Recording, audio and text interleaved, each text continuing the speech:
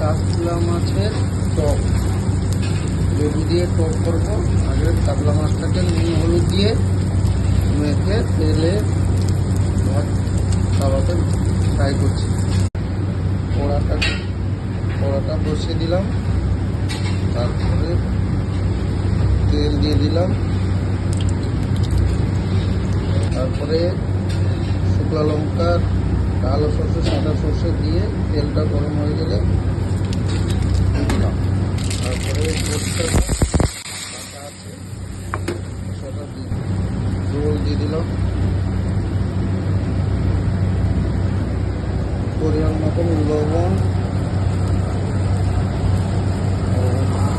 কাঁচা লঙ্কা দিলাম, আর 2-3 piece tomato দিলাম। ভেজে রাখা মাছটা এই টকের মধ্যে দিয়ে দিলাম। একটু 10 মিনিট মতন ফুটবে, তারপরে লেবু রস রেখেছি ওইটা ঢালবো।